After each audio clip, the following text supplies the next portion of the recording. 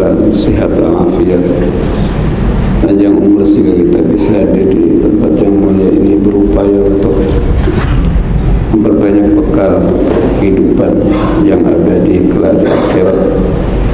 Semoga apa yang kita lakukan diterima, diridhai oleh Allah Subhanahu wa taala.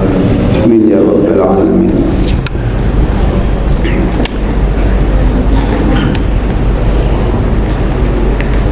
Salman ya, waqala Salman al-Farisi, idza mata as-sakhiyu qalatil ardu wal hafadhatu rabbi tajawaz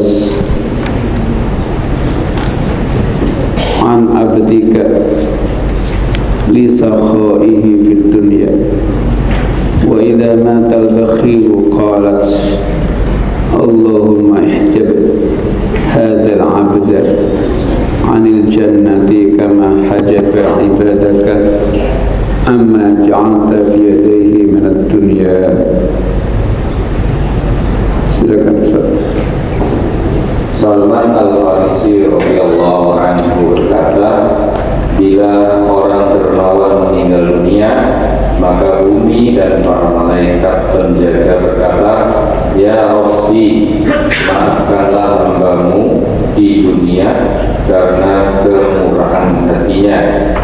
Bila orang kikir mati, maka mereka berkata, ya Allah, halangilah hamba ini dari surga, sebagaimana dia menghalangi hamba-hambamu dari harta yang engkau berikan kepadanya di dunia. Ya, jadi ini menjelaskan tentang keutamaan murah dan kejelekan atau dicelanya kikir, bagian dari cerita atau ucapan orang yang soleh dari sahabat Salman al-Farisi. Manakala orang yang murah, yang dermawan meninggal dunia, bumi berkata, tentunya bukan dengan lisanul maqal, tapi dengan lisanul hal, dengan bahasa perilaku. Kita nggak tahu bagaimana kata bumi. Wal hafadhah, dan malaikat penjaga pengawal manusia. Lahu mu'aqibatun min baini yadayhi wa min khalfihi yahfazunahu min amrillah. Sebab semua manusia itu min baini yadayhi min khalfihi, di depannya, di belakangnya, kanan kirinya ada malaikat-malaikat yang menjaga, yang mengawasi. Yahfazunahu min amrillah. Ya, jadi begitu kata Allah dalam surah Ar-Ra'd pada ayat yang ke-11, lahu mu'aqibatun min baini yadayhi wa min khalfihi yahfazunahu min amrillah. Nah, ketika orang yang murah meninggal dunia, bumi maupun malaikat penjaga, pengawas, pengontrol kita ini mengatakan, Rabbi, wahai Tuhanku, tajawaz an abdika li sawi, ampuni segala dosanya ya hamba ini atau hambamu ini karena kedermawannya di dunia. Cara Allah mengampuni dosa ini banyak hal. Salah satunya adalah dengan menginfakkan, membelanjakan, memberikan bagian dari Allah mengatakan mimma razaqakumullah. Tidak pakai ma tapi mimma, dari sebagian. Karena Allah Maha tahu manusia itu butuh terhadap harta untuk menyempurnakan kehidupannya, untuk menopang kehidupan, sehingga Allah katakan selalu mimma, sebagian saja, ya, itu udah murah. Jadi cara Allah mengampuni dosa ini salah satunya dengan berinfak, baik di jalan Allah maupun kepada orang-orang yang membutuhkan. Ada dengan cara istighfar, dengan cara sholat, dengan cara puasa. Ya, pokoknya dosa kita ini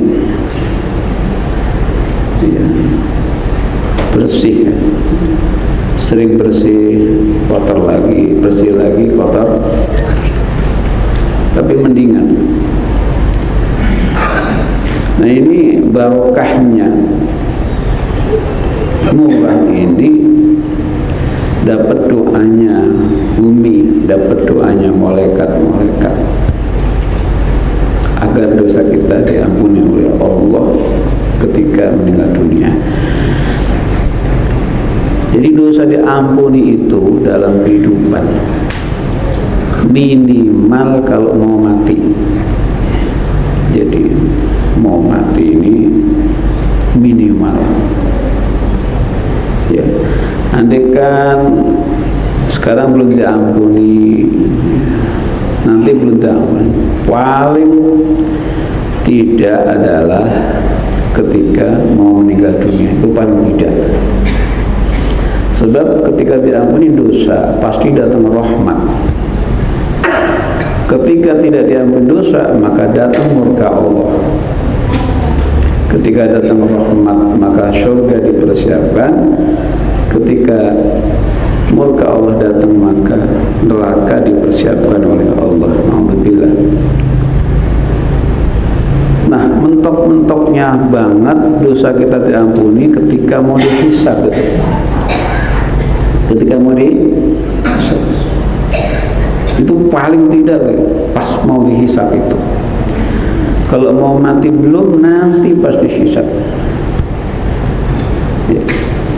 Makanya Allah mengajarkan kita doa agar pas mau dihisab itu dosa kita diampuni. Kalau memang sebelumnya belum diampuni, itu udah minimal banget, udah terakhir banget. Dalam Al-Quran surah Ibrahim surah 14 dalam ayat 41, Rabbana ighfirli wa liwalidayya wa lil mu'minina yawma yaqumul hisab. Rabbana ighfirli wa liwalidayya wa lil mu'minina yawma yaqumul hisab. Rabbana, wahai Tuhan kami, Tuhannya rame-rame, ighfirli, ampuni dosa-dosaku, bukan hanya dosaku ya Allah, waliwalidayya, dan kedua orang yang melahirkanku, orang tua kandung mananya. Rabbana ighfirli wa liwalidayya.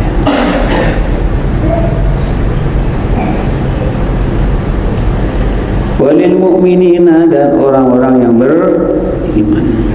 Kapan ya Allah? Yauma yaqumul hisab, di hari ditegakkannya, dilaksanakannya hisab,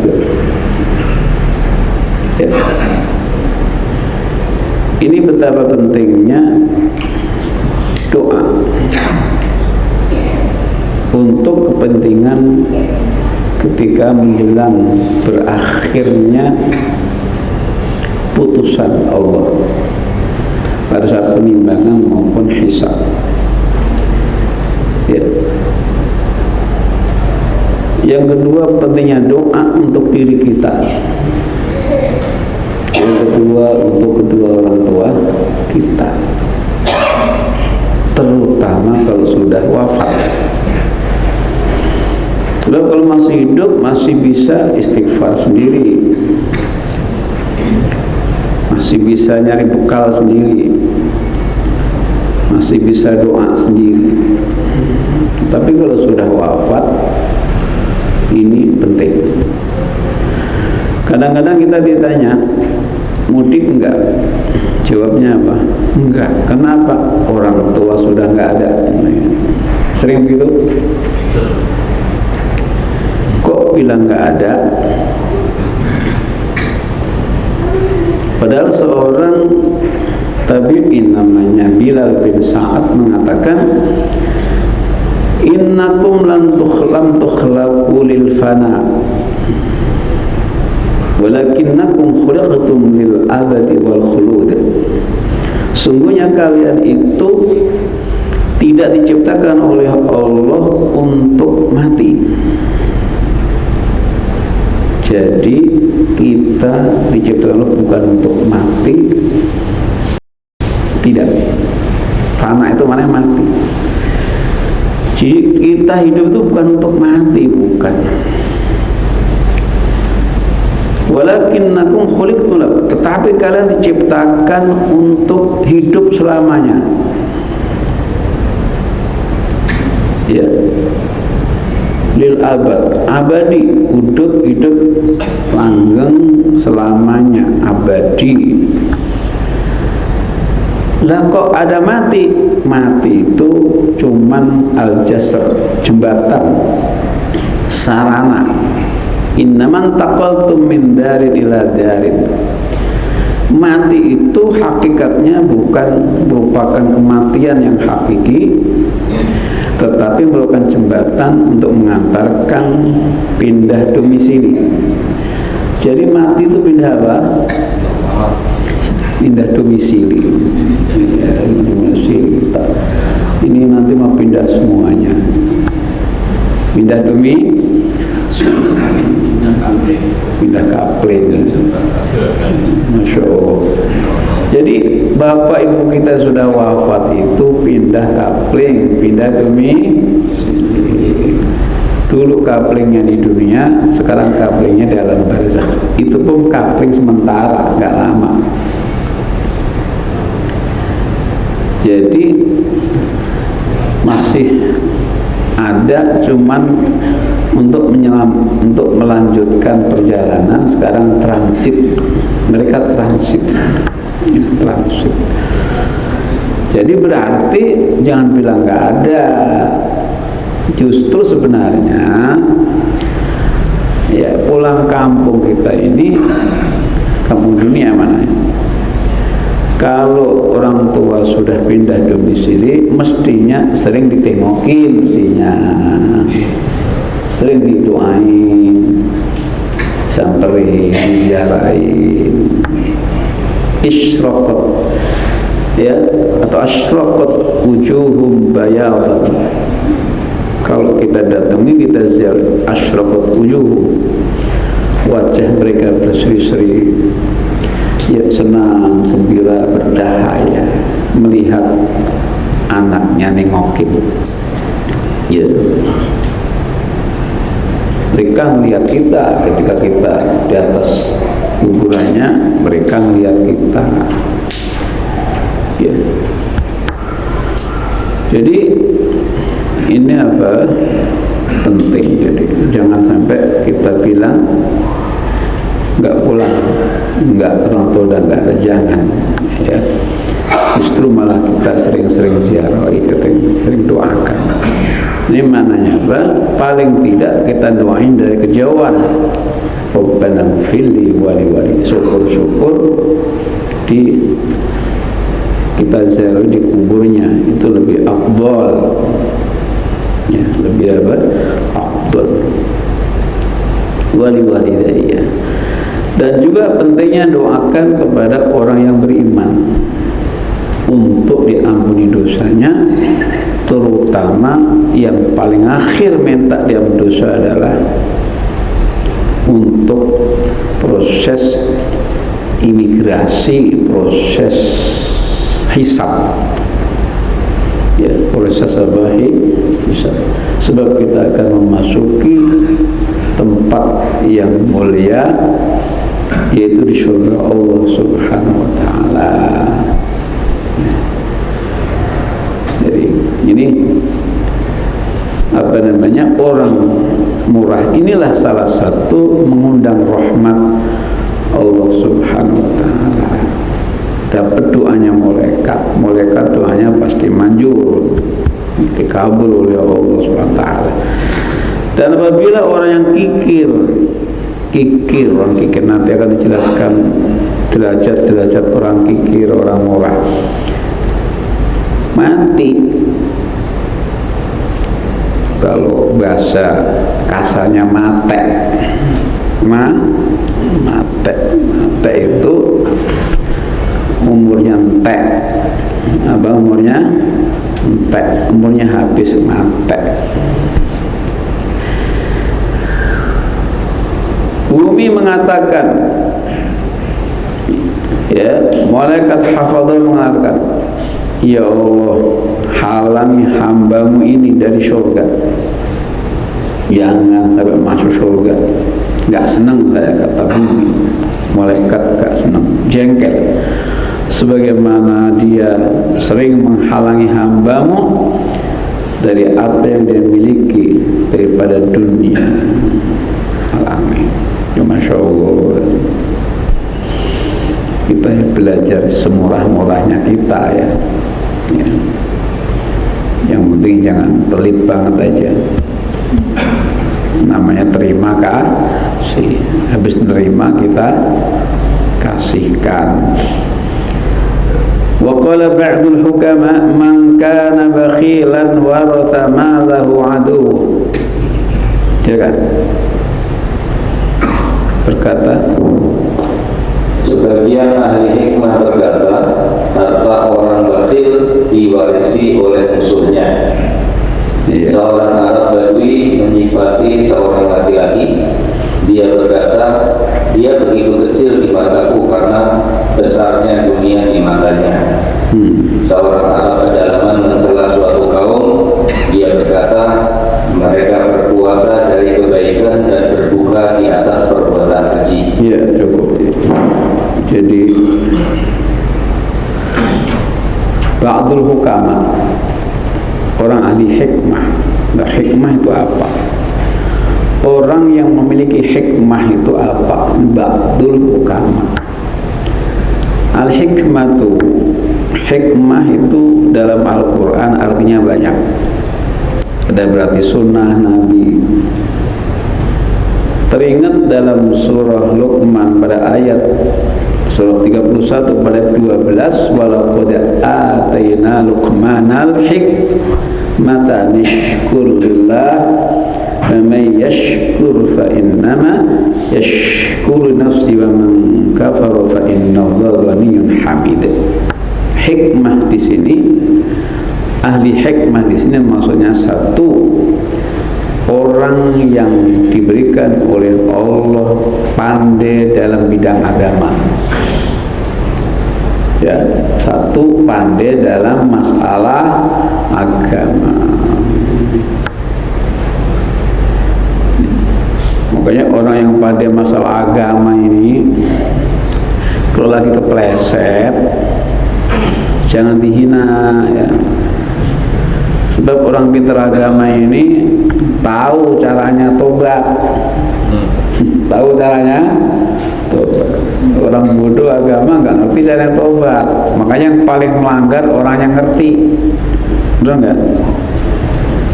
Yang paling melanggar agama itu loh, orang ngerti kan?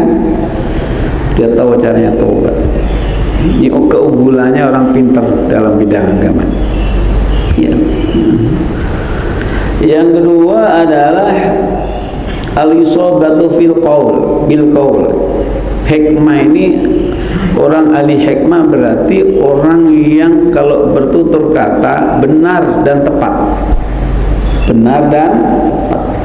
benar, memang benar, nggak salah omongannya, tepat waktunya, tepat tempatnya. Ini namanya salah satu hikmah. Orang pintar agama, dokter kata tepat, benar dan tepat. Ini ahli hikmah, syarat yang kedua. Yang ketiga, salamatul aqli, akalnya waras, akalnya sehat.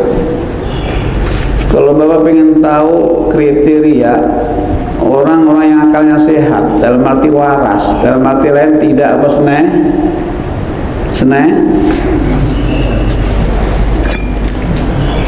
dalam arti lain nggak seneh. Bismillahirrahmanirrahim. Alhamdulillah. Seneweng itu nggak sehat.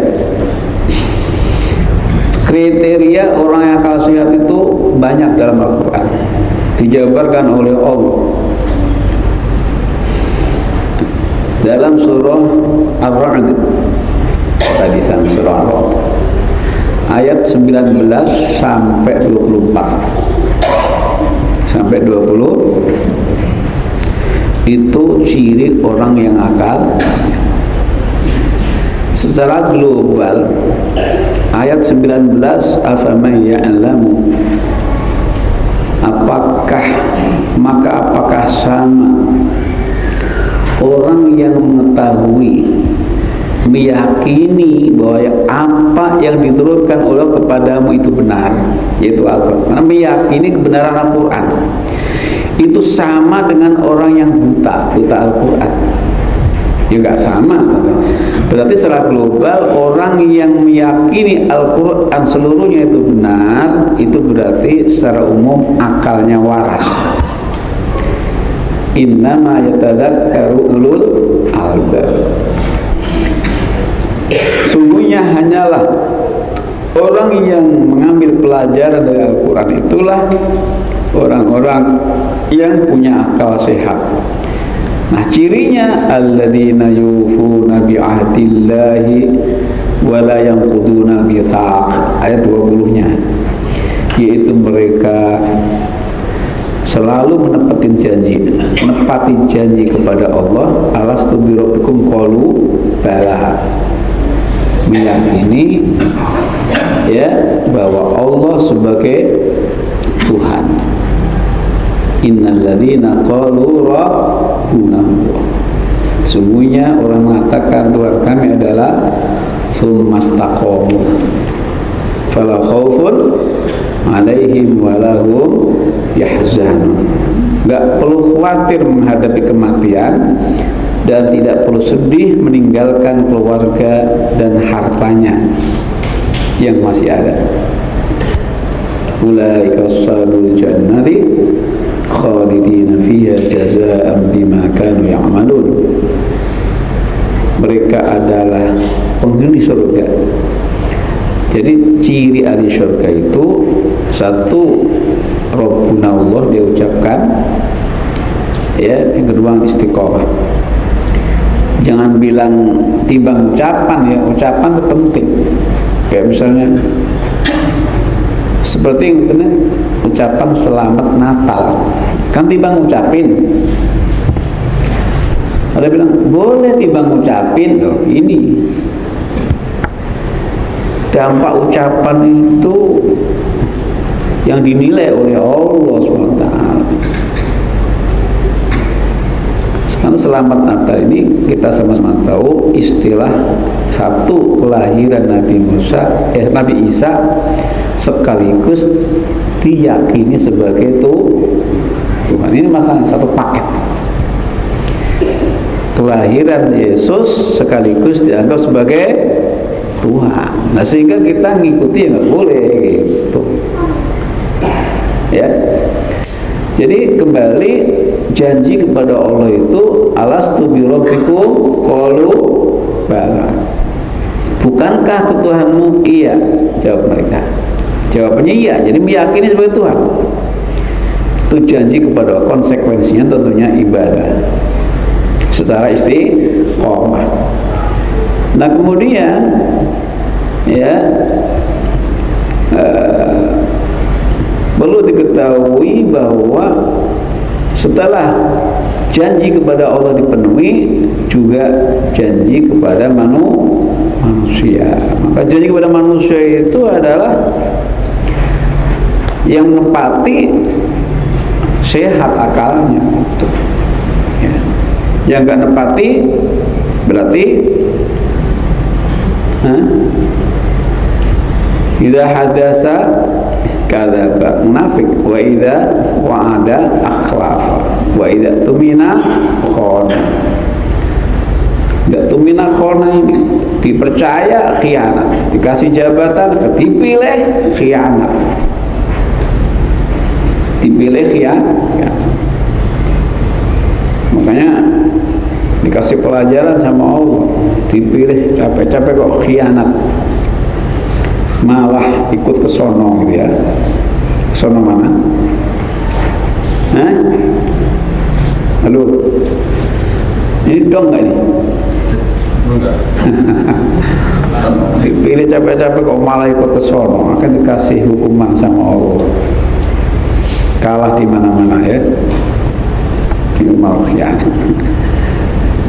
Gak paham ya? Gak tumina khona. Jadi kalau ada misalnya calon wali kota, calon gubernur datang, kalau kalian milih kami, nanti kami akan begini-begini. Loh, kok nggak dilaksanakan? Berarti itu apa? Akalnya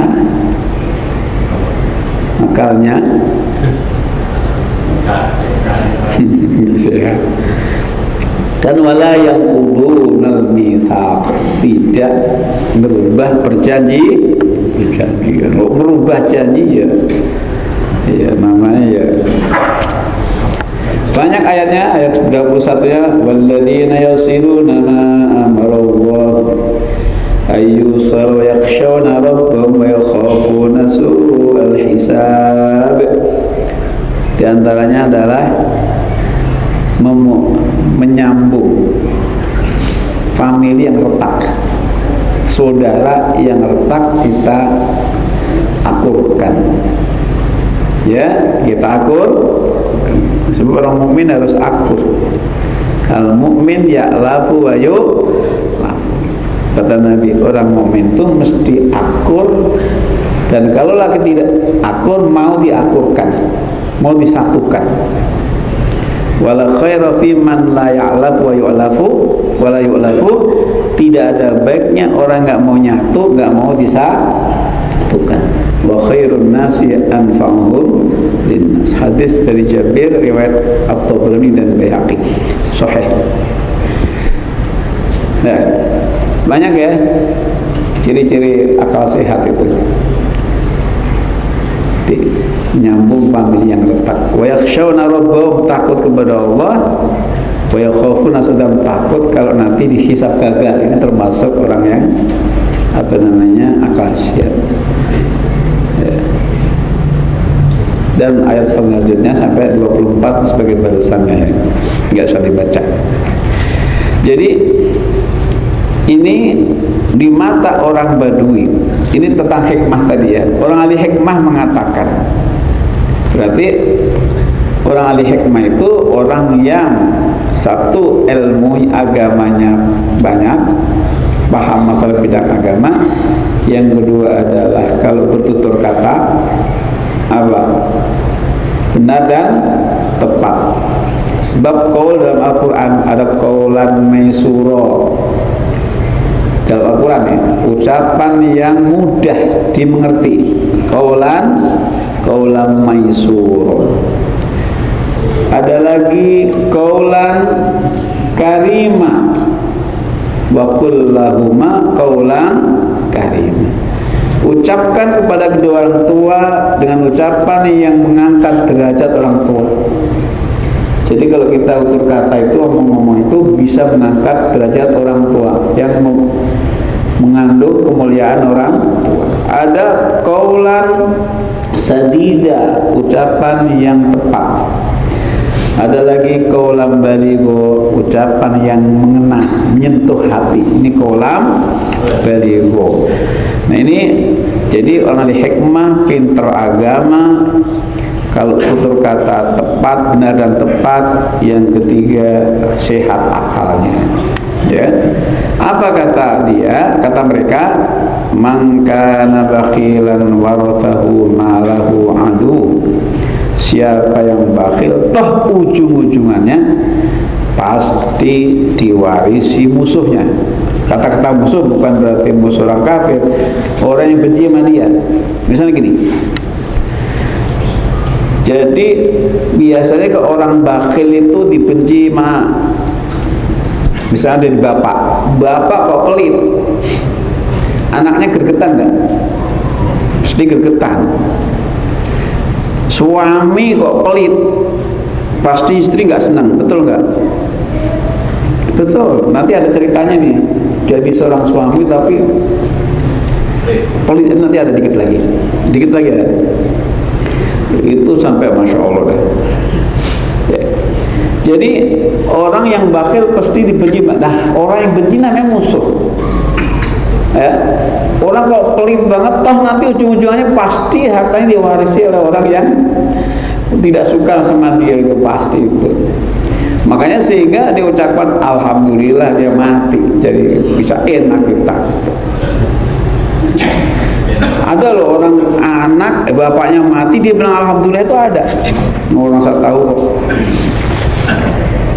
Jadi itu anak masya Allah gegem banget.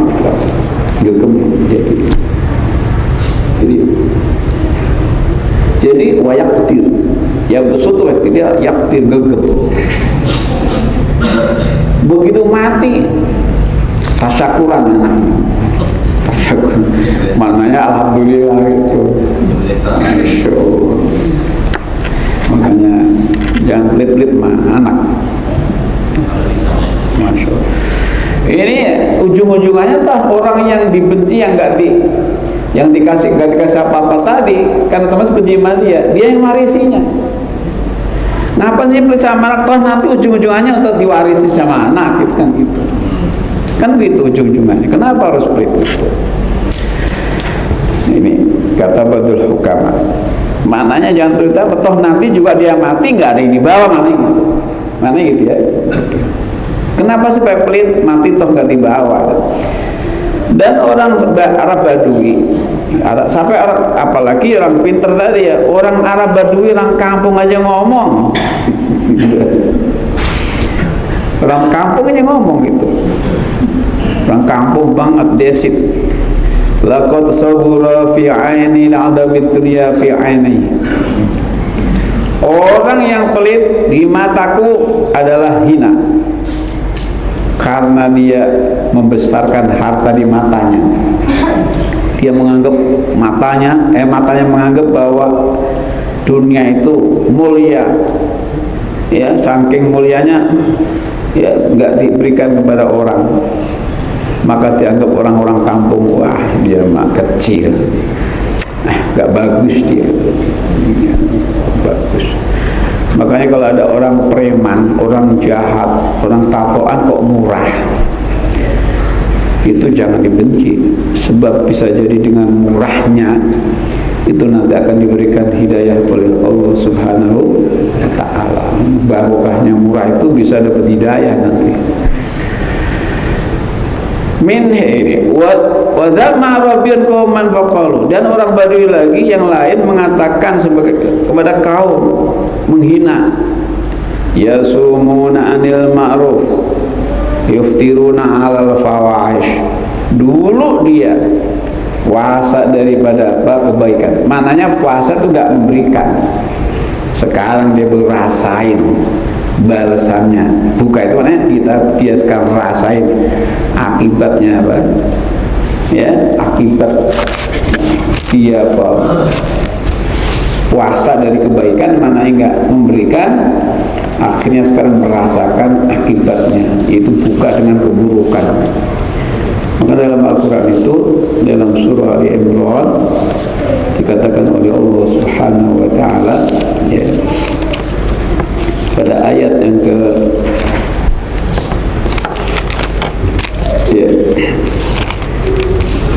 ayat yang ke-180.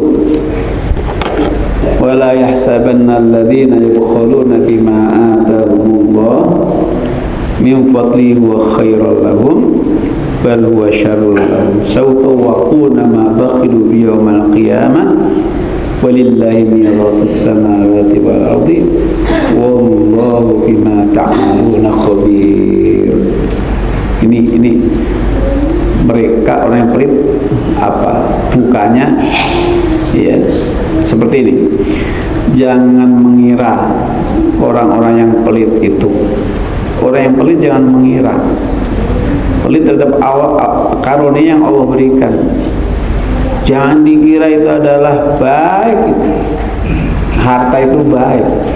Jangan mengira mereka baik, hartanya juga baik, jangan. Bal huwa syarrul lahum. Maka hartanya buruk bagi mereka. Mereka juga buruk. Sautawa. Kenapa? Sautawaquna ma bakhil. Karena kelak ya hartanya akan dikalungkan di lehernya ya besok dari kiamat, dan Allah pewaris langit dan bumi, dan Allah maha meneliti terhadap apa yang kalian kerjakan. Makanya bahwa orang-orang yang kikir puasa dari kebaikan mana nggak mau memberi, akibatnya dia akan buka dengan kekikiran yang tadi. Min hikayatil bukhala ruya an ibni Abbas radhiyallahu anhu maqal kana al-habahib rajulan min ajallil arabi wa kana bakhilan wa kana la yuqidu naran bilailin karahata ayyaraha ra'in wa yantafi'u bidawiha fa idha ihtaja ila iqadiha fa awqada thumma basura bi mustadi'in biha atfa'aha. Silakan. Cerita ini cerita hikayat orang-orang yang pelit. Kisah orang-orang pelit atau orang-orang kikir. Enggak nyala. C. Kisah orang-orang kikir. Ibnu Abbas radhiyallahu anhu berkata, Al-Hajib termasuk di antara orang-orang yang memiliki kedudukan agung di kalangan orang-orang Arab. Sayangnya dia kikir. Dia tidak menyalakan api di malam hari. Dia tidak ingin ada yang melihat lalu mengambil manfaat dari cahaya apinya. Maka dia harus menyalakannya. Maka dia menyalakannya begitu dia melihat orang mengambil cahaya darinya, maka dia langsung mematikannya. Ya, dari dulu zaman dulu kan nggak ada listrik, kayak di kampung-kampung itu. Jadi kalau malam dia nggak mau nyalain dapurnya, bener. Kalau nyalain lampu petromak, atau nyalain lampu apa, lampu teplok ya lampu asli. Jadi nggak mau dia, saking takut tetangganya itu mengambil manfaat cahaya dari. Memang dalam ilmu tasawuf ya, tidak boleh kita ini melaksanakan sesuatu ya dengan apa namanya memanfaatkan cahaya lampu tetangga kita. Misalnya lampu kita mati, tetangga kita hidup, ada sorotan lampu, itu nggak boleh. Untuk apa kita ngambil sesuatu karena ada cahaya tadi tanpa seizin. Jadi harus minta izin dulu, maaf ya lampu saya mati, ini ada cahaya saya pakai nyari ini. Ada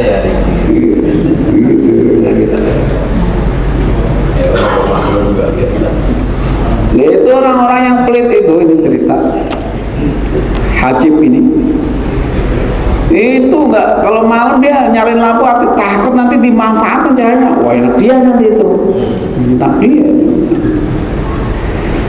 Nah kalau nyalain lampu ya mau nyalain api di dapur di dapur. Itu melihat tetangganya melek apa tidur gitu. Kalau dia tidur, dia baru nyalain. Ya, saking pelitnya. Kalau dia kita bangun langsung dimatiin, jangan sampai. Perlu pakai password kalau mau ngambil suaranya. Astagfirullah. Ini ada orang begitu. Ini jangan dipukul rata. Jangan bilang dasar orang Arab yang gitu loh ya. Itu kadang-kadang ada satu orang dia kata, malu orang Arab. Ya ini. Dulu saya punya ada di pesantren ya. Pesantren itu kalau dapat kiriman jajanan itu kan bagi-bagi kamar lain itu ya. Ya bagi gitu. Asal orang dapat kiriman jajanan dari kampung itu bagi-bagi kamarnya kan. Diundang atau makan bareng-bareng atau dikasih kamar sebelahnya. Suatu saat ada santri dari daerah tertentu, nggak saya sebutin daerahnya, takut nanti bakalan dasar orang, misalnya orang Rembang misalnya gitu, dasar orang Rembang begitu mangpol itu, anak Rembang begitu lah. Padahal anak Rembang itu kan misalnya anak Blora, misalnya Pak Cisbeti misalnya. Jadi enggak, padahal ada satu orang doang itu santri yang pelitnya luar biasa. Gara-gara ada apa namanya pelit sampai daerahnya disebut dasar orang Rembang misalnya. Sampai segitunya, itu nggak boleh. Kayak ini Arab, ini orang Arab ini. Kadang dasar Arab, Nabi orang Arab yang begitulah. Ya. Ini kadang-kadang mohon maaf aja. Sebagian kiai ya, jadi ngatain orang Arab, nggak ingat bahwa nabinya itu orang Arab. Maka kata Nabi, ahibbul araba li thalathin. Cintai Arab karena tiga. Ya, karena tiga. Satu, li anni arabiyun, karena saya orang Arab. Jadi kalau cinta Arab karena saya orang, ya. Jangan benci sama orang Arab. Ingat kalau mau benci orang Arab, ingat Nabi kita, jadi gak jadi. Ya. Wal Qur'anu Arabiyyun, Al-Qur'an bahasa Arab. Dasar Arab, wah itu dasar Al-Qur'an berarti kan gitu. Masya Allah, dasar Al-Qur'an ya, bahaya itu. Yang ketiga, wa anna lugatil ahlal jannati Arabiyyah. Orang ahli surga nanti ngomongnya pakai bahasa Arab. Jadi di surga nanti ngomongnya pakai bahasa Arab semuanya. Tahu orang Jawa nanti ngomong apa di sana? Orang Sunda ngomong apa? Ayak-ayak wae, nggak ada tuh ayak-ayak wae di sana. Kumahangke juga nggak ada. Ya. Wani pira juga ada. Maka mesti kita cinta Arab karena tiga tadi. Maknanya jangan amat benci sama orang Arab karena tiga hal tadi menggunakan. Karena Nabi orang Arab, Al-Quran bahasa Arab, bahasa kita nanti di surga dengan bahasa Arab. Kalau nggak bisa bahasa Arab gimana gitu, jangan dipikirin, yang penting bisa masuk surga gitu loh. Nanti gimana aja nih di surga, membangke. Ya ini saking pelitnya ini haji, masya Allah. Tapi nggak ada sih sekarang sih. Waqila kana Marwan ibnu Abi Hafsah min Abu Khalil Nas, orang Arab juga ini ya. Fakharaja yuridul khalifah al-mahdi ini. Faqalat lahu imratu ma li alayka in raja'ta bil jaizah. Qala in utitu mi'ata alfi dirhamin a'taituki dirhaman wa in utitu sittina alfi dirhamin fa'ataha arba'ata dawanik. Silakan. Ada yang berkata Marwan bin Abu Hafsah termasuk manusia kikir. Dia keluar dan menemui Al-Mahdi. Istrinya berkata kepadanya, apa jatahku atasmu bila kamu pulang membawa pemberiannya? aku diberi 100.000 dirham, maka aku akan memberimu 1 dirham. Terus dari 100.000 dikasih 1 dirham. oh dia Ternyata dia hanya diberi 60.000 dirham, maka dia memberi istrinya 4 danik. 1 danik sama dengan 1/6 dirham. iya udah. Jadi gini ya, Marwan bin Abi Hafsah ini penyair tapi muslim di awal Islam. Jadi Marwan bin Abi Hafsah ini penyair Islam di awal, dia orang Islam, masuk Islam, penyair. Ya, hiduplah sampai zaman Al-Mahdi, di Khalifah Abbasiyah, Khalifah ketiga tentunya ya, Al-Mahdi ini. Ya. Nah biasanya penyair-penyair suka nyanjung Khalifah, nyanjung apa pemerintah, nanti dapat hadiah pulang-pulang. Nah mau berangkat, istrinya udah pesan, nanti kalau dikasih sekian bagi saya ya gitu. Nanti kalau dikasih, akhirnya apa? Kalau aku nanti dikasih 100.000 dirham, aku kasih 1 dirham, kan jauh banget gitu.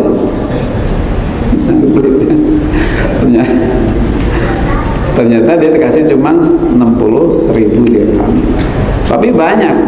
1 dirham itu adalah 6 dawanik. 1 dawanik 8 gram, banyak sekali ya. 8 gram, 8 dinar ya, 8 dinar. 1 dinar 4 gram seperempat kali 8 berapa kali? Berapa itu? 60.000 dirham, banyak. Dapatnya banyak pulang-pulang. Ya. Pelitnya luar biasa, sampai sama istri aja. Bayang aja, ibarat kita kalau nanti kalau kasih 10 juta, dikasih istrinya berapa? 1.000, jauh ya? Jauh nggak itu? Dapat 10 juta, istrinya dikasih 1.000, ibaratnya begitu jauh banget. Jangan pelitnya. Makanya bagaimana hukumnya istri nyolong duit suami, istrinya hukumnya gimana? Boleh nggak? Iya boleh. Ada seorang sahabat, mohon maaf ya, sahabat ini sahabat, pokoknya masuk Islamnya tahun 8 Hijriah, ketika Fatah Makkah. Kimbongnya orang Quraisy masuk Islam ya tahun 8 Hijriah, menemui Nabi di perjalanan. Dia pelitnya luar biasa. Istrinya ngadu, ya Rasulullah, ini suami saya pelit banget, nggak pernah ngasih ini. Kata Nabi, ambil secukupnya. Jadi ngambil secukupnya. Dan secukupnya itu apa gitu? Ya nanti ya tergantung tuh hidup berapa gitu. Makanya istri nyolong dari suami yang pelit itu boleh, sesuai dengan kebutuhan untuk dia, untuk anaknya, untuk makan sehari itu boleh-boleh saja. Jadi nggak dipotong tangannya, enggak. Tapi kalau istri udah dikasih apa saja, udah dicukupi kok masih keratak, ya nggak boleh, nggak boleh.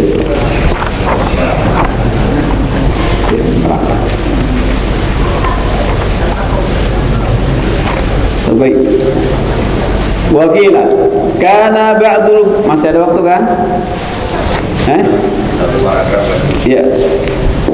Kana ba'dul bukhala'i musiran kathiral mali wa kana yanzuru fi daqaiqil asya' fashtara syai'an minal hawaiji wa da'a hammalan wa qala bikam tahmilu hadhil hawaid qala bihabbah qala abkhasu qala maqal min habbah la adri ma'kul qala nashtari bil habbah jazran wa najlisu jami'an fa na'kuluhu. Dikatakan dalam suatu riwayat, ada sebagian orang yang kikir, kaya dan berharta banyak. Dia selalu meneliti secara kecil. Suatu hari dia membeli sesuatu, dia memanggil guru panggul. Dia bertanya kepada kuli, berapa biaya membawa semua ini? Dia menjawab 1 habla, 1 habba. Dia berkata, aku akan rugi. Kuli berkata, adakah yang lebih kurang dari habba? Saya tidak tahu berkata apa. Dia berkata, dengan 1 habba kami membeli wortel, kami duduk dan memakannya bersama. Menajlis jami'an fana'kuluh. Jadi apa ini tukang panggul. Jadi kuli panggul. Jadi upahnya berapa? Itu pun masih dimakan bersama. Bertawar juga. Atau kemudian apa namanya? Kita nanti ibaratnya gini. Misalnya gini, pakai bungkus nasi dah. Ini bayarnya berapa ini bawa ini? 1 bungkus nasi Padang. Wah, rugi dong kalau segitu. Emang ada yang lebih murah lagi gitu. Terus, ya udah nggak apa-apa, 1 bungkus nasi Padang kita makan rame-rame tapi ya gitu. Jadi udah ngasih upah 1 bungkus nasi Padang, diajak makan rame-rame sama kuli panggul tadi, saking pelitnya. Ini ya, Masya Allah, ujung-ujungannya harta nggak dibawa, akan diwarisi orang yang dia benci, yang nggak ada. Makanya ini tentang hikayat orang-orang yang pelit. Nanti ada babu fadilah. Ini udah habis waktunya? Hah? Udah syuruh? Ini jam berapa ini? Ya udah. Kita sampai sini, kita akan lanjutkan bulan depan insyaallah. Semoga kita panjang umur, sehat walafiat, banyak duit, penting banyak duit, banyak anak yang gigir. Jadi apa? Jadi boleh doain panjang umur itu boleh. Jangan nggak boleh berdoa panjang umur. Nabi doain Anas bin Malik supaya panjang umurnya. Yang kedua banyak duitnya. Ternyata benar panjang umurnya banyak. Terus 3 banyak anaknya. Ternyata banyak anak benar. Cuman didoain banyak istri enggak, banyak anak. Semoga kita panjang umur, banyak duit, banyak anak, banyak keturunan ya. Dan anak kita belum punya jodoh, semoga punya jodoh. Ya, banyak keluhan-keluhan di masyarakat. Anaknya udah tua belum punya jodoh, atau anaknya nggak mau dijodohkan, so mereka nggak mau ada juga gitu ya. Mudah-mudahan kita dimudahkan jalan segala urusan kita, dibuka jalan keluar dari kesulitan kita, diberkahi Allah Taala, keluarga dan harta kita, semoga tetap iman, Islam dan husnul khotimah. Amin ya rabbal alamin. Subhanallah wa bihamdika, asyhadu an la